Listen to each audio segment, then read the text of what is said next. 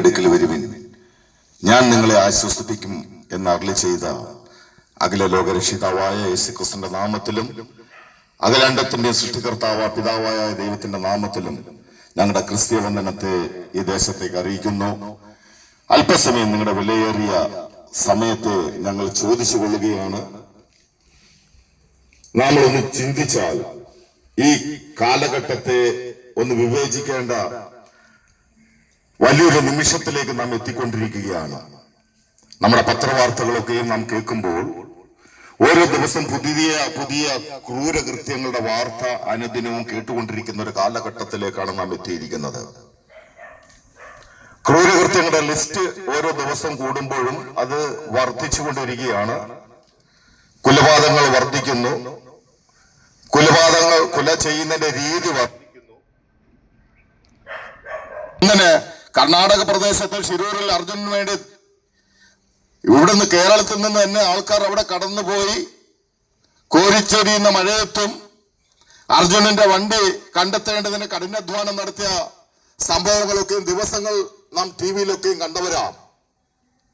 അതുകൊണ്ട് തന്നെ മലയാളി എന്ന് പറയുന്നതിൽ അഭിമാനം കൊള്ളുന്നവരാണ് നാം. പല മേഖലകളിൽ നമ്മൾ അഭിവൃദ്ധി പ്രാപിച്ചിട്ടുണ്ട്. സാമൂഹ്യമായും സാംസ്കാരികമായും വിദ്യാഭ്യാസപരമായും ആരോഗ്യപരമായും എല്ലാ മേഖലകളും അഭിവൃദ്ധി പ്രാപിച്ചിരിക്കുന്ന ഒരു കൊച്ചു സംസ്ഥാനമാണ് നമ്മുടെ കേരളം. എന്നാൽ ഒരു നാണയത്തിന് രണ്ടു വശമുള്ളതുപോലെ ഒരു വശത്ത് നമുക്ക് അഭിമാനം കൊള്ളുവാൻ വലിയ കാര്യാദികൾ ഉള്ളപ്പോൾ തന്നെ അപമാനം വരുത്തുന്ന പല സംഭവ വികാസങ്ങളും നമ്മുടെ കേരളത്തിൽ നടന്നുകൊണ്ടിരിക്കുന്നു. അതാണ് ഞാൻ മുമ്പേ സൂചിപ്പിച്ച കാര്യം. ലഹരി പദാർത്ഥങ്ങളുടെ ഉപയോഗം വർദ്ധിച്ചു വരുന്നു. ക്രൂരകൃത്യങ്ങൾ ഓരോ ദിവസം കഴിയും തോറും കേരളത്തിൽ വർദ്ധിച്ചുകൊണ്ടിരിക്കുകയാണ്. ജയിലറകൾ നിറഞ്ഞുകൊണ്ടിരിക്കുന്നു. ജയിലിൽ കിടക്കുന്ന വ്യക്തികളുടെ ലിസ്റ്റ് എടുത്താൽ അതിൽ അധ്യാപകരുണ്ട്, മതനേതാക്കന്മാരുണ്ട്, മാതാപിതാക്കന്മാരുണ്ട്, സഹോദരങ്ങളുണ്ട്. പലരും പോസ്കോ കേസിലും പീഡന കേസുകളും പ്രതിയായി ജയിലറയെ കിടക്കുകയാണ്. കൊലപാതകങ്ങൾ അനുദിനം വർദ്ധിച്ചു വരുന്നു. സ്വന്തം രക്തത്തിൽ പിറന്ന കുഞ്ഞിനെ കാമുകന്റെ കൂടെ ഒളിച്ചോടേണ്ടതിന് വലിച്ചെറിഞ്ഞു കളയുവാൻ ഉപേക്ഷിക്കുവാൻ മടിയില്ലാത്ത അമ്മമാരുടെ കാലഘട്ടത്തിലേക്ക് നാം എത്തിയിരിക്കുകയാണ്. സ്ത്രീധനത്തിന്റെ പേരിൽ ദൈവത്തിന്റെ മുന്നിൽ ഉഭയസമ്മതം ചെയ്ത് സ്വീകരിച്ച അല്ലെങ്കിൽ താലിമാല കെട്ടി സ്വീകരിച്ച സുഖത്തിലും ദുഃഖത്തിലും ആരോഗ്യത്തിലും അനാരോഗ്യത്തിലും എല്ലാ കാലത്തും നിന്നെ മാത്രം സ്നേഹിച്ചും സേവിച്ചും ജീവിക്കാമെന്ന് സത്യം ചെയ്ത ഭാര്യയെ സ്ത്രീധനത്തിന്റെ പേര് കൊല ചെയ്യാൻ മടിക്കാത്ത യൗവനക്കാരുടെ കാലഘട്ടത്തിലേക്ക് നാം എത്തിയിരിക്കുകയാണ്. എന്തുകൊണ്ട് മനുഷ്യൻ ഇങ്ങനെ ക്രൂരമായി ചിന്തിപ്പാൻ സാധിക്കും? ദൈവത്തിന്റെ വചനം ഇങ്ങനെ പറയുന്നു, മാനത്തോടിരിക്കുന്ന മനുഷ്യൻ വിവേകശൂന്യനായ നശിച്ചു പോകുന്ന മൃഗങ്ങൾക്ക് തുല്യമത്രേ. എല്ലാവിധ ബഹുമാനങ്ങളും മനുഷ്യനുണ്ടെങ്കിലും അവന്റെ ആ വലിയ വിവേകമില്ലായ്മ ാണോ? അല്ല. നല്ല പാരമ്പര്യം ഇല്ലാഞ്ഞിട്ടാണോ? അല്ല. ലഹരി പദാർത്ഥത്തിന്റെ ഉപയോഗങ്ങളിൽ മുൻപ് നിൽക്കുന്നത് മെഡിക്കൽ സ്റ്റുഡൻസാ. ക്യാൻസർ പോലുള്ള രോഗങ്ങൾക്ക് വേദന സംഹാരിയായി കൊടുക്കുന്ന മരുന്നുകളെ ലഹരിക്കായി ഉപയോഗിക്കുന്ന മെഡിക്കൽ സ്റ്റുഡൻസിന്റെ കാലഘട്ടത്തിലേക്ക് നാം എത്തിയിരിക്കുകയാണ്.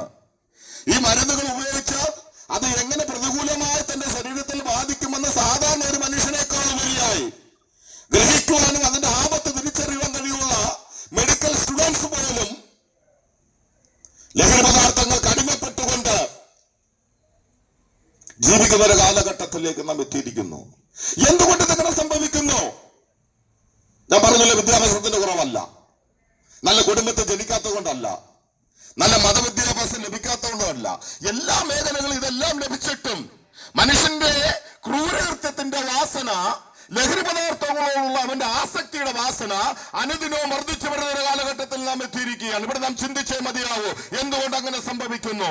ഇന്ന് ഈ ശബ്ദപരിധിക്കുള്ളിൽ ഞങ്ങളെ കേൾക്കുന്ന സഹോദരങ്ങളെ, നിങ്ങൾ ഏത് മതത്തിൽ വിശ്വസിക്കുന്നവരായാലും ഒരു കാര്യം നിങ്ങൾ വിശ്വസിക്കുന്ന വിശ്വാസ സംഹിത വിളിച്ചരിക്കുന്ന ഒരു യാഥാർത്ഥ്യമുണ്ട്. മനുഷ്യൻ നന്മ ചെയ്യണമെന്ന് ആഗ്രഹിച്ചാലും അവനെ കൊണ്ട് നന്മ ചെയ്യിപ്പിക്കാതെ തിന്മ ചെയ്യുന്ന ഒരു അന്ധകാരത്തിന്റെ ശക്തി ഈ പ്രപഞ്ചത്തിൽ അടക്കി വാഴുന്നുണ്ട്.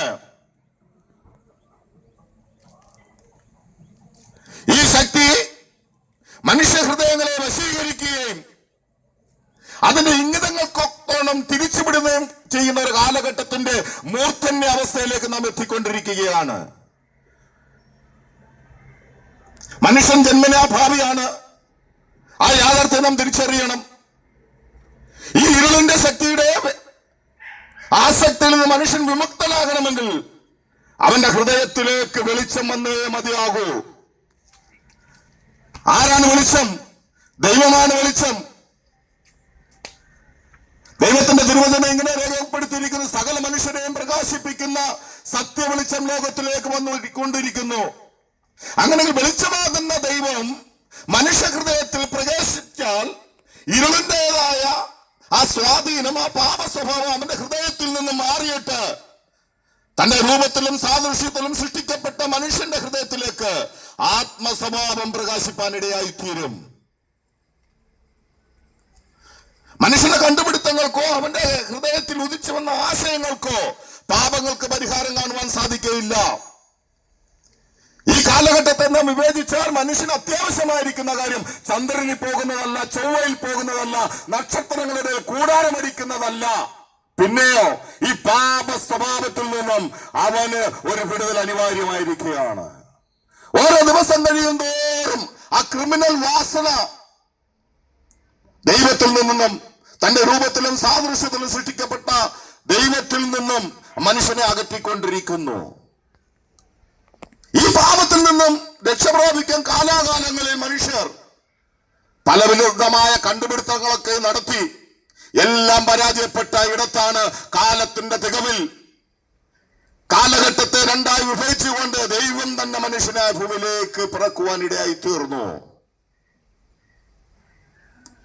ദൈവം മനുഷ്യനായി ഭൂമിയിലേക്ക് പിറക്കുവാൻ തീരുമാനമെടുത്തപ്പോൾ ആ ഏത് ഉദരത്തിൽ നിന്നും പിറക്കുന്നുവോ ആ ഉദരത്തോട് ഇങ്ങനെ പറയുവാൻ ഇടയായി തീർന്നു: പിറക്കുവാൻ പോകുന്ന ശിശു തന്റെ ജനത്തിന്റെ അകൃത്യങ്ങളിൽ നിന്നും അവനെ വിടുവിക്കുന്നവനാകിയാൽ രക്ഷകൻ എന്ന അർത്ഥമുള്ള യേശു എന്ന് പേരിടണമെന്ന്. അങ്ങനെ എന്നെ കേൾക്കുന്ന ഈ ശബ്ദപരിധിക്കുള്ളിൽ ഞങ്ങൾ ശ്രമിക്കുന്ന മാന്യ സഹോദരങ്ങളെ, യേശു എന്ന പേര് ദൈവത്തിന് ദൈവമിട്ട പേരാ. എന്തിനെന്നറിയാമോ?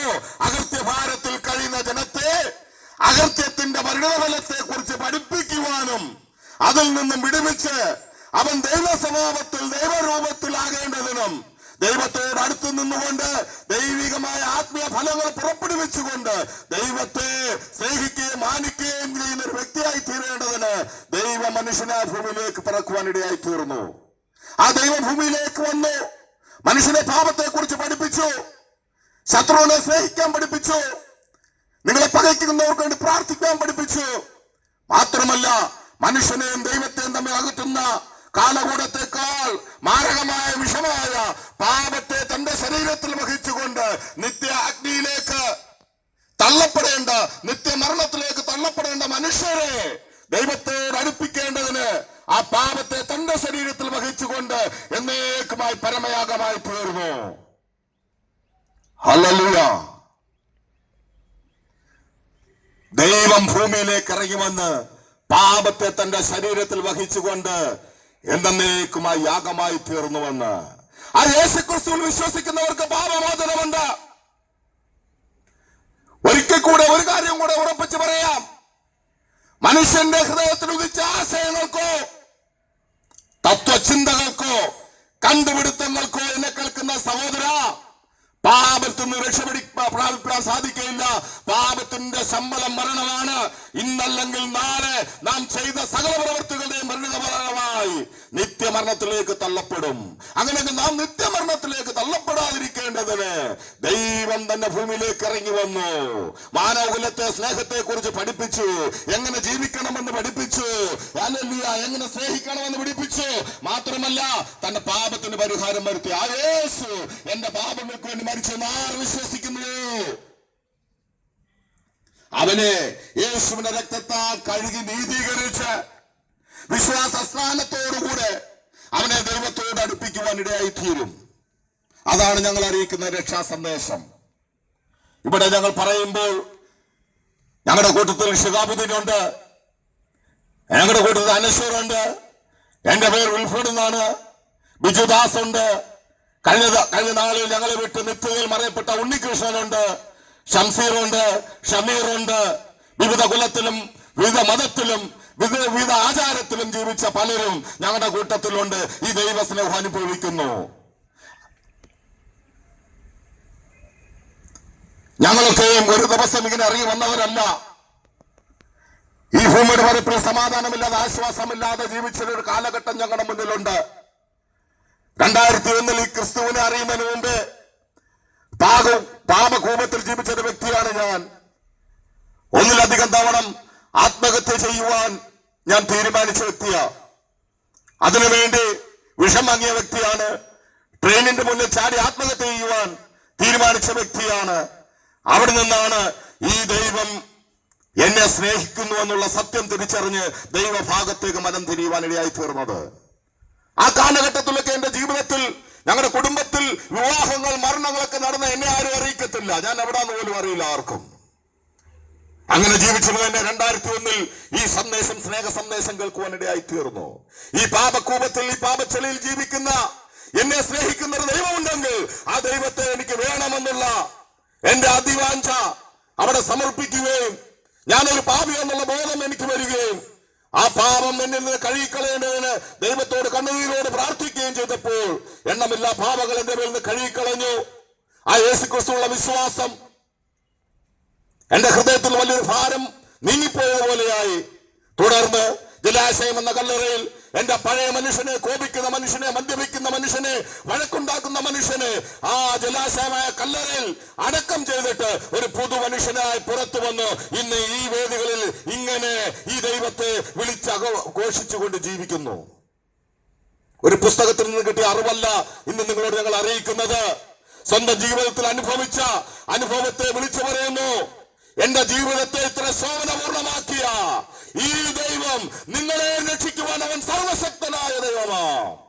എന്റെ ജീവിതത്തിൽ സമാധാനം തന്ന യേശു നിങ്ങളുടെ ജീവിതത്തിലും സമാധാനം തരുവാൻ അവൻ സർവശക്തനായ ദൈവമാ. എന്റെ ജീവിതത്തിൽ ആശ്വാസം തരുവാൻ എന്നെ തേടി വന്ന യേശു ഇന്ന് പൽക്കലും നിങ്ങളുടെ ഹൃദയത്തിലേക്ക് പ്രവേശിപ്പാൻ ഈ സന്ദേശം ചെല്ലുന്നവരുടെ ഹൃദയത്തെ നോക്കിക്കൊണ്ട് ഇന്നും സ്വർഗത്തിൽ നിന്നും നിങ്ങളെ നോക്കിക്കൊണ്ടിരിക്കുകയാണ്. ആ ദൈവത്തിന് വേണ്ടി നിങ്ങളുടെ ഹൃദയത്തിന്റെ വാതിലും തുറക്കുവാൻ ഇടയായിത്തീരുമോ? ആകയാൽ ഞങ്ങൾ അനുഭവിച്ച അറിഞ്ഞ സത്യത്തിന്റെ നിന്നും വിളിച്ചു പറയുന്നു. ആകയാൽ സർവദേശമേ ആ ദൈവത്തിലേക്ക് നോക്കി രക്ഷ പ്രാപിച്ചു കൊടുക്കുകയും എന്തെന്നാൽ ആകാശത്തിൻ ഭൂമിയിൽ മനുഷ്യരുടെ നാം രക്ഷിക്കപ്പെടുവാൻ നൽകപ്പെട്ടുള്ള വേറൊരു നാമവുമില്ല. ഞാനിവിടെ ഞങ്ങളുടെ മെസ്സേജ് ഇവിടെ കൺക്ലൂഷൻ ചെയ്യാൻ പോവുകയാണ്. ഈ ശബ്ദപരിധിക്കുള്ളിൽ ഞങ്ങളെ ശ്രമിച്ച പ്രിയപ്പെട്ടവരെ, ജീവിതത്തിൽ അസമാധാനത്തിന്റെ നിമിഷങ്ങളിൽ കൂടെ നിങ്ങൾ കടന്നു പോകുന്നുണ്ടോ? ഈ ജീവിതം കൊണ്ട് അർത്ഥമില്ല, ഇത് ഇവിടെ കൊണ്ട് അവസാനിപ്പിക്കാമെന്ന് വിചാരിച്ച് ആത്മഹത്യ ചെയ്യുവാൻ ആരെങ്കിലും ആഗ്രഹിക്കുന്നു? ഇതുപോൽക്കാലം ആത്മാവിൽ ചോദിക്കുന്നു, സഹോദര സഹോദരി, നീ എന്തിന് ആത്മഹത്യ ചെയ്യണം? നിന്നെ രക്ഷിക്കാൻ ഒരു ദൈവമില്ലേ? ആ ദൈവത്തെയാണ് ഞങ്ങൾ ഇവിടെ പ്രഘോഷിക്കുന്നത്. നിന്റെ ജീവിതം ഇവിടെ കൊണ്ട് അവസാനിപ്പിക്കാനല്ല, ഇങ്ങനെ മദ്യത്തിന് അടിമപ്പെട്ട് ജീവിക്കാനല്ല ദൈവം നിന്നെ കുറിച്ച് ആഗ്രഹിക്കുന്നത്. ആ ദൈവത്തിന് നിങ്ങളെ കുറിച്ച് വലിയ പദ്ധതിയുണ്ട്. അതുകൊണ്ടാണ് ഞങ്ങളെ പുനലൂരിന്റെ ദേശത്ത് നിന്ന് പത്തനംതിട്ട പ്രദേശത്തേക്ക് ദൈവം അയച്ചത്. ആ ദൈവ സ്നേഹത്തിന്റെ ആഴം എത്ര വലുതാണെന്ന് പകൽക്കാലം തിരിച്ചറിയുക. ആ സ്നേഹത്തിന്റെ മുന്നിൽ നിന്നെ സമർപ്പിക്കുക. എന്റെ ജീവിതത്തിൽ അർത്ഥവുമില്ല എന്ന് ആരെങ്കിലും കരുതുന്നുണ്ടെങ്കിൽ അത് വ്യർത്ഥമാണ്. അങ്ങനെ ചിന്തിക്കരുതേ സഹോദര സഹോദരി. ആ ദൈവത്തിന്റെ അടുക്കലേക്ക് അടുത്തു വരിക. ഞങ്ങൾ നിങ്ങൾക്ക് വേണ്ടി പ്രാർത്ഥിക്കാൻ പോവുകയാണ്. ഞങ്ങൾ പരസ്യമായി പ്രാർത്ഥിക്കും. അതോടൊപ്പം തന്നെ ചില മിനിറ്റുകൾ ഞങ്ങൾ ഇവിടെ കാണും. അല്ല, വ്യക്തിപരമായി ഞങ്ങൾക്ക് വേണ്ടി പ്രാർത്ഥിക്കണമേ എന്ന് ആർക്കെങ്കിലും അല്ലയോ മനസ്സിൽ അങ്ങനെ തോന്നലുണ്ടെങ്കിൽ ഈ മൈക്ക് പോയിന്റിലേക്ക് വരാം. ഞങ്ങൾ നിങ്ങൾക്ക് വേണ്ടി പ്രാർത്ഥിക്കുന്നതായിരിക്കും. തുടർന്ന് ഇപ്പോൾ പരസ്യമായിട്ട് അനശ്വർ പാസ്റ്റർ നിങ്ങൾക്ക് വേണ്ടി പ്രാർത്ഥിക്കുന്നതായിരിക്കും. പരിശുദ്ധ ദൈവമേ, ഈ ദേശത്തിനായി ഞങ്ങൾ പ്രാർത്ഥിക്കുന്നു. ഇന്നിവിടെ മുഴങ്ങിയ ദൈവവചന സന്ദേശം സകല പ്രിയപ്പെട്ടവരുടെയും ജീവിതത്തിൽ ഇത് അനുഗ്രഹത്തിന് കാരണമാക്കി ദൈവം മാറ്റണമെന്ന് പ്രാർത്ഥിക്കുന്നു. ഞങ്ങൾ ഒരുമനപ്പെട്ട് ദൈവസന്നിധിയിൽ പ്രാർത്ഥിക്കുന്ന ഈ കേട്ട വചനം സകലരുടെ ജീവിതത്തിൻ്റെ വഴിത്തിരിവിനും വിടുതലിനും കാരണമാക്കി സ്വർഗം മാറ്റി തീർക്കണമെന്ന് ഞങ്ങൾ ദൈവത്തോട് പ്രാർത്ഥിക്കുന്നു. സകലത്തിനും പേര് വരുവാൻ കാരണമായ പിതാവിൻ്റെ സന്നിധിയിൽ ഹല്ലേലൂയ ഞങ്ങൾ പ്രാർത്ഥിക്കുന്നു. പ്രാർത്ഥന കേട്ട് ദൈവം ഉത്തരം നൽകണമേ. യേശുവിൻ വിലയേറിയ നാമത്തിൽ തന്നെ ആമേൻ, ആമേൻ, ആമേൻ. ഇത്രത്തോളം ഞങ്ങളെ ശ്രവിച്ച എല്ലാ നല്ലവരായ നാട്ടുകാരെ, ഞങ്ങളുടെ സ്നേഹവന്ദനം. ഇവിടെ ഞങ്ങളുടെ മൈക്ക് വണ്ടി ഇവിടെ പാർക്ക് ചെയ്യുവാൻ അവസരം നൽകിയ പ്രിയ ഭവനത്തിനോടുള്ള നന്ദിയും അറിയിക്കുന്നു. കർത്താവ് ഞങ്ങളെ ധാരാളമായി അനുഗ്രഹിക്കുമാറാകട്ടെ. ആമേൻ.